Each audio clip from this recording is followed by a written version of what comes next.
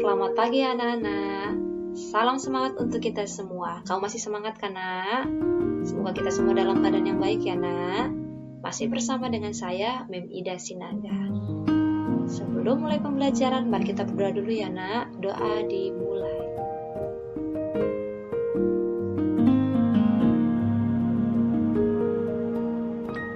Doa selesai. Nah, di hari ini kita sudah masuk tema 2, subtema 1, sumber energi, pembelajaran kedua ya, Nak. Muatan hari ini adalah muatan PPKN.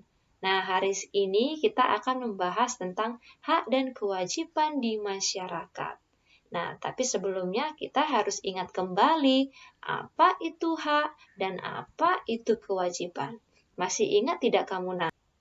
Semoga kalian masih ingat ya, Nak. Kita bahas dulu ya, sekilas. Nah, hak. Apa itu hak? Hak adalah segala sesuatu yang kita terima atau kita peroleh ya, Nak. Jadi, segala sesuatu yang kamu terima dan kamu peroleh itu dinamakan dengan hak. Ya, Nak. Kemudian, apa itu kewajiban? Iya, kewajiban adalah segala sesuatu yang harus kita kerjakan, lakukan, ataupun laksanakan ya, Nak ya. Jadi segala sesuatu yang kamu kerjakan dan kamu lakukan itu dinamakan dengan kewajiban. Jadi ingat, jangan sampai salah ya, Nak ya. Jangan salah membandingkan antara hak dan kewajiban. Ingat, apapun yang kita peroleh atau kita terima itu adalah hak. Dan apapun yang kita lakukan ataupun kita laksanakan, itu namanya kewajiban. Nah, jika ada pertanyaan, mana yang lebih penting antara hak dan kewajiban? Menurut Mem itu sama-sama penting ya, Nak. Antara hak dan kewajiban itu sama-sama penting. Apakah mungkin ada orang yang menerima haknya tapi tidak melaksanakan kewajibannya? Itu juga salah ya, Nak ya. Atau ada orang yang melaksanakan kewajibannya tapi dia tidak mendapatkan haknya. Itu juga salah ya, Nak. Itu tidak benar. Jadi intinya adalah hak dan kewajiban harus dilakukan dengan seimbang. Ya, Nak, ketika kamu sudah melaksanakan kewajibanmu, otomatis kamu akan mendapatkan hakmu. Begitu juga sebaliknya ya, Nak. Ketika kamu sudah mendapatkan hak, kamu harus ingat akan kewajibanmu. Ya, Nak. Jadi pelaksanaan hak dan kewajiban ingat harus dilakukan secara seimbang. Oke? Nah, salah satu sumber energi adalah air. Kamu perhatikan gambarnya, Nak ya. Sudah pasti semua orang sangat membutuhkan air. Setiap manusia memiliki hak untuk memanfaatkan air untuk berbagai keperluan. Sekarang, Mem mau tanya, apakah ada orang yang tidak memerlukan air? Sudah pasti memerlukan air, Nak ya. Mau tua, muda, orang tua, siapapun, itu pasti membutuhkan air. Bahkan Mem sendiri setiap harinya pasti membutuhkan air, karena nah, kali ini kita akan membahas hak yang dapat diperoleh dalam pemanfaatan air ya, Nak. Ini adalah beberapa contoh ya, Nak, yang bisa kita peroleh dalam pemanfaatan air. Yang pertama, hak mendapatkan air bersih. Tidak ada manusia yang tidak ingin mendapatkan air bersih. Ya, Nak, tidak ada siapapun orang yang tidak mau mendapatkan air bersih. Ya, Nak, karena air bersih bagus untuk kesehatan. Ya, Nak, sebaliknya kalau tidak bersih, ya kamu tidak akan sehat. Ya. Yang kedua, hak mendapatkan aliran air yang lancar. Ya, Nak, kalau aliran airnya lancar, kita bisa menggunakan air itu karena untuk keperluan kita. Kalau tidak lancar, kamu akan kesulitan untuk memenuhi kebutuhanmu akan air tersebut. Ya, karena nah, kamu lihat gambar berikut. Ini airnya bersih kan, Nak? Nah, air bersih itu pasti dibutuhkan semua orang untuk berbagai keperluan.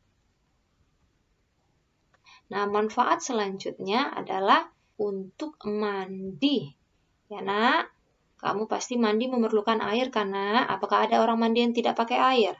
Pasti memakai air karena nah, air dimanfaatkan untuk mandi.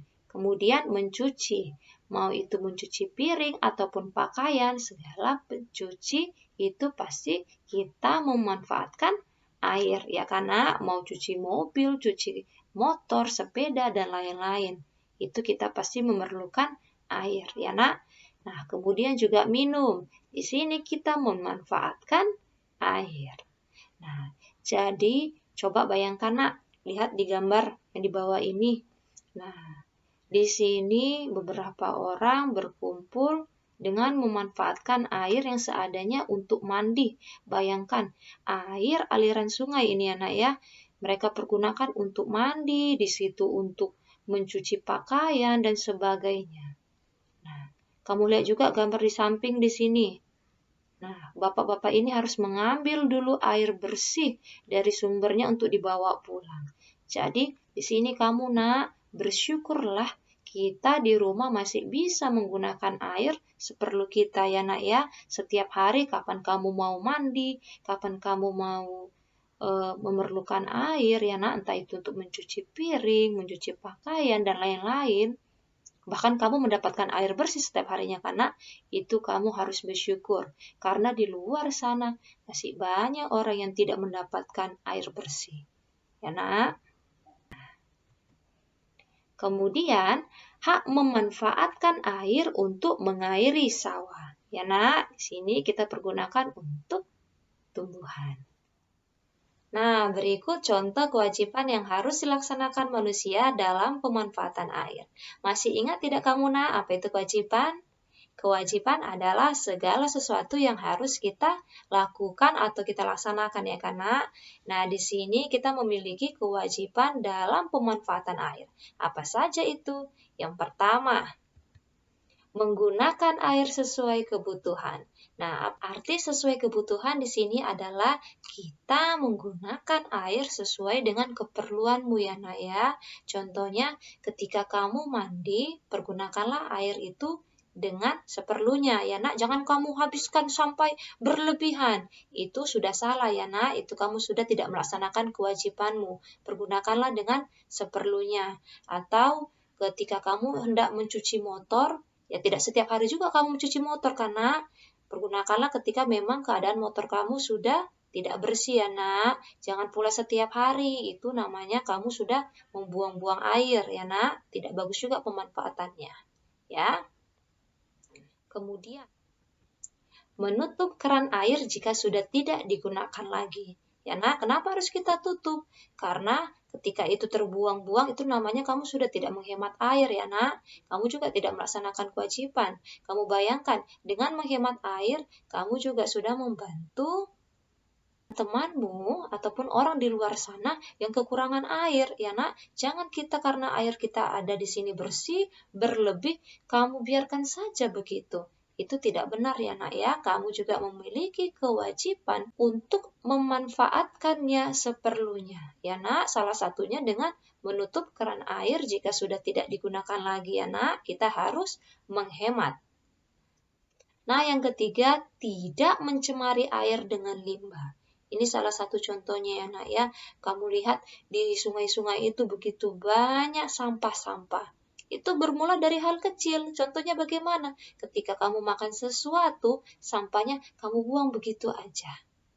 Nah, parah lagi orang melewati jembatan, nah bungkus makanannya dicampakkan saja begitu di air. Nah, itu sudah mencemari air ya Nak ya. Tidak benar. Yang seharusnya kamu sebagai manusia, kewajibanmu adalah tidak mencemari air tersebut dengan limbah. Ya Nak, mau limbah apapun itu. Limbah pabrik, kotoran, ataupun sampah, jangan pernah kamu buang ke dalam air. Ya Nak, ke tanah saja tidak boleh, apalagi ke dalam air ya Nak ya. Itu tidak baik. Nah, itulah dia beberapa contoh kewajiban kita dalam pemanfaatan air. Oke.